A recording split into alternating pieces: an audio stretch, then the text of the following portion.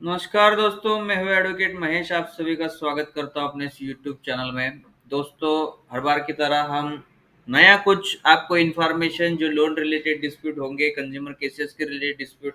होंगे, मैं आपको नए नए वीडियोस यहाँ पे बना के देता हूँ। आज के वीडियो में दोस्तों आपको आर्बिट्रेशन के रिलेटेड जो बॉम्बे हाई कोर्ट का एक ऑर्डर आया है, वो ऑर्डर मैं आपको यहाँ पे समझाऊंगा। जो दोस्तों आपके पास आर्बिट्रेशन के जो नोटिसेस आते हैं, आर्बिट्रेशन के कोई इंटरिम ऑर्डर आते हैं, अवार्ड आते हैं, बट उस आर्बिट्रेशन प्रोसीडिंग जो है ये खाली bank he appointment of arbitrator का प्रोसेस करती है। वो कैसे इनलीगल होता है, ये आज के इस बॉम्बे हाई कोर्ट की जजमेंट्स में मैं आपको समझाऊंगा। और ये ओडीआर प्लेटफॉर्म जो रहते हैं, जैसे कि आपको बहुत सारे लोगों को ये ओडीआर प्लेटफॉर्म से ही आपको नोटिसेस आए होगी। जैसे कि ये प्रीसोल 360 है, समा है, और भी बहुत सारे ये जो ओडीआर जो प्लेटफॉर्म्स आजकल जो है आए हैं, इसके द्वारा जो है आपको नोटिसेस जो है आती रहती है। तो दोस्तों, ये जो जजमेंट्स है, ये जजमेंट आपको मैं आज यहाँ पे समझाऊंगा, ये जजमेंट क्या कहता है और इस जजमेंट में किस तरीके से ये ओडीआर प्लेटफॉर्म के द्वारा ये जो अवार्ड किया गया था, अवार्ड कैसे सेटिसाइड कर दिया, कैसे क्वैश कर दिया माननीय बॉम्बे हाई कोर्ट ने, ये आपको आज मैं यहाँ पे बताऊंगा। अब यहाँ पे जो टाइटल ही आप यहाँ पे देखिए दोस्तों, ये बार एंड बेंच के वेबसाइट है, इसमें जो टाइटल आया है, after glitch Bombay high court क्वेसिस ऑडियर platform on how they deal with appointment of arbitrator. The court held that the arbitral award was legally unsustainable, as the arbitrator had been appointed unilaterally through a ODR platform. देखिए दोस्तों, ये जो ODR platform के through जो award किया गया है, वो लीगली अनसस्टेनेबल है, ऐसा माननीय बॉम्बे हाई कोर्ट ने क्यों कहा, ये आज यहाँ पे मैं उनका जो ऑर्डर है बॉम्बे हाई कोर्ट का, वो ऑर्डर यहाँ पे मैं आपको पढ़ा के दिखाऊंगा। ये ऑर्डर में आपको समझ में आएगा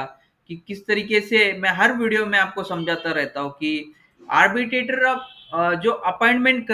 करना होता है, वो दोनों पार्टी के कंसेंट से अपॉइंटमेंट हो ही नहीं सकता। मैंने आपको मेरे बहुत सारे वीडियो में आपको बताया है कि अवार्ड जो भी आर्बिट्रेटर चुना जाएगा, वो दोनों पार्टी की एक्सप्रेस कंसेंट से चुना जाना चाहिए,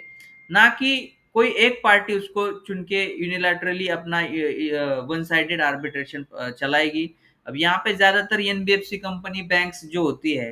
जो अपना खुद खुद ही जो है ये आर्बिट्रेटर चुन लेती है, और वो फिर आपके इंटरिम ऑर्डर करेगी, वो आपका अकाउंट फ्रीज करेगी, फिर अवार्ड करेगी, फिर वो एग्जीक्यूशन को भी अवार्ड लाएगी। तो वो कैसे इनलीगली होता है, ये यहाँ पे ये जजमेंट क्या कहता है, मैं आपको यहाँ पे आपको ये पढ़ के आपको मैं बताऊंगा दोस्तों, एकदम आसान भाषा में यहाँ पे मैं आपको समझाऊंगा। अब यहाँ पे ये जो ऑर्डर है, या इसका साइटेशन नंबर आपको यहाँ पे मिल जाएगा, यहाँ पे ये पिटीशन नंबर आपको मिल जाएगा। In the high court of judiciary of Bombay ordinary original civil jurisdiction in its commercial division commercial arbitration petition। अब ये जो रेडियंस गलोरे है वर्सेस यस बैंक लिमिटेड, इन दोनों के बीच में ये जो डिस्प्यूट था, वो अवार्ड जो यस बैंक ने उनके अगेंस्ट जो रेडियंस के गलोरे की जो अगेंस्ट जो किया था, इन्होंने क्या किया, फिर बॉम्बे हाई कोर्ट में ये जो कमर्शियल आर्बिट्रेशन पिटीशन लगाया। तो इसमें देखिए आप, ये जो कब का डेट है यहाँ पे, जुलाई 9 2025, मतलब ये अभी का है, पिछले महीने का ये लेटेस्ट जजमेंट है, ऑर्डर है। तो ये ऑर्डर क्या बोलता है, अभी ये वन बाय वन आपको यहाँ पे मैं पढ़ के दिखाऊंगा। ऑर्डर है, this is a petition field under the section 34।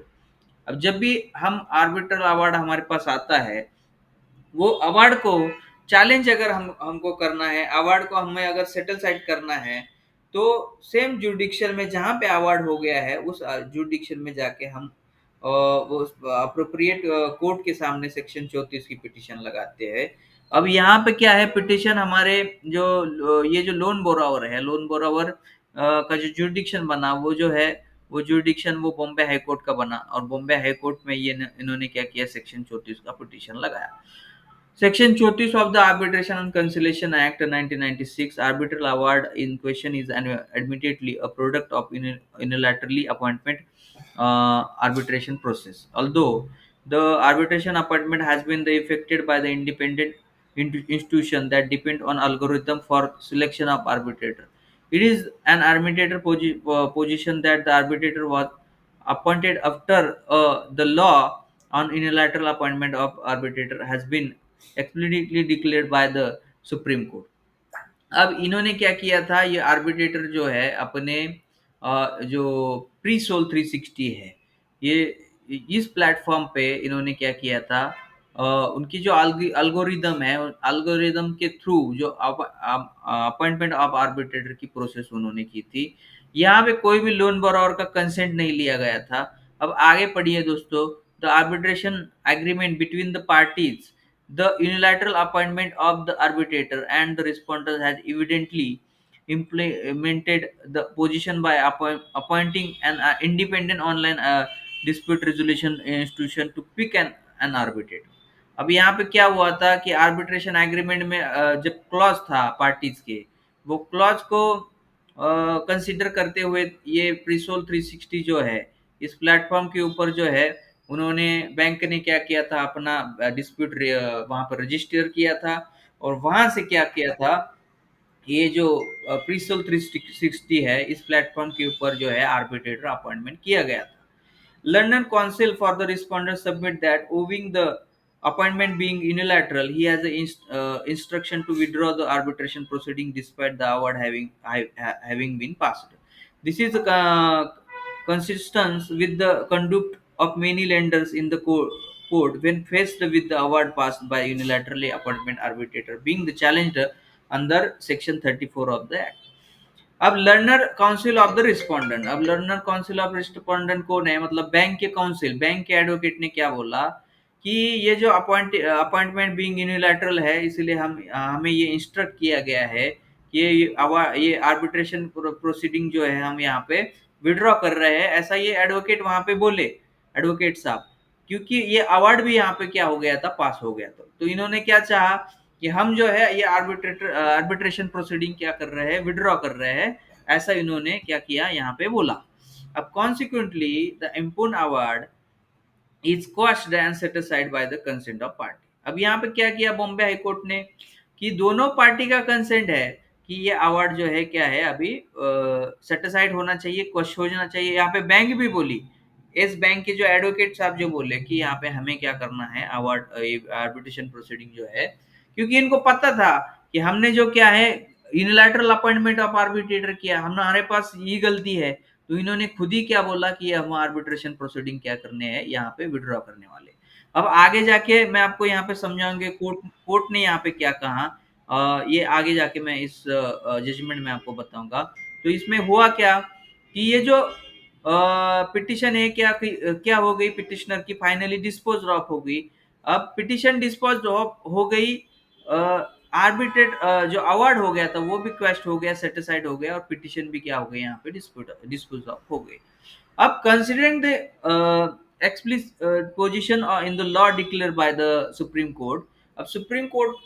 की जो लॉ डिक्लेयर किया है, जो परकिन इस्टमन का मैंने आपको हर बार जजमेंट मैंने अपने वीडियोस में बताया है, वो जजमेंट क्या बोलता है दोस्तों, सुप्रीम कोर्ट का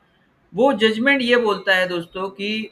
जिस पार्टी को आउटकम में इंटरेस्ट है, वो पार्टी अपना खुद ही आर्बिट्रेटर चुन ही नहीं सकती। मतलब पार्टी, कोई भी एक पार्टी जो है आर्बिट्रेटर चुन नहीं सकती, दोनों पार्टी के कंसेंट, एक्सप्रेस कंसेंट के बिना जो है आर्बिट्रेटर नहीं चुना जा सकता। अब यहाँ पे आगे वो ये कोर्ट का जो यहाँ पे क्या ओपिनियन है देखिए, कि considering the split position in the law declared by the Supreme Court about the invalidity of arbitral appointment, unilateral appointment, there are only two known methods। अब कोर्ट क्या बोलता है, यहाँ पे दो मेथड ही खाली है जहां पे आप आर्बिट्रेटर चुन सकते हो, इधर by the mutual consent of the parties और present to section 11 of the act. अब यहाँ पे कोर्ट ने ये बोला कि आप दोनों पार्टी के म्यूचुअल कंसेंट से एक तो आप आर्बिट्रेटर अपॉइंटमेंट कर सकते हो, या तो आप सेक्शन 11 की जो है पिटीशन आप हाई कोर्ट में करिए, और उनके द्वारा जो आर्बिट्रेटर आप चुन के आप जो है वो आर्बिट्रेशन प्रोसीडिंग जो आप करिए। बस दो ही मेथड है यहाँ पे। अगर एक पार्टी आपको ऑब्जेक्ट कर रही है आर्बिट्रेशन यूनिलैटरल प्रोसीडिंग को, अगर ऑब्जेक्शन दे रही है, तो वहां पे वो आर्बिट्रेशन प्रोसीडिंग क्या हो जानी चाहिए, विड्रॉ होने हो जानी चाहिए। वहां पे वो आर्बिट्रेशन जो है बंद हो जाना चाहिए। ये हम जब भी ऑब्जेक्शन देते हैं दोस्तों, तो यहाँ पे दूसरे पार्टी ने क्या करना चाहिए, आर्बिट्रेशन प्रोसीडिंग जो वन साइडेड प्रोसीडिंग है वो बंद करना चाहिए, क्योंकि वो म्यूचुअल दोनों पार्टी के म्यूचुअल कंसेंट से है ही नहीं, तो वो कैसे चलेगा ना, वो चलेगा ही नहीं। तो जैसे हमारा ये ऑब्जेक्शन चला जाता है, तो ये जो बैंक होती है उनको सेक्शन 11 की पिटीशन बॉम्बे हाई कोर्ट, कोई भी जो जुडिक्शन में जो हाई कोर्ट आता है, उनको सेक्शन 11 की पिटीशन लगा के जो है वो आर्बिट्रेटर वहां पे चुना चुना जाना चाहिए। ठीक है,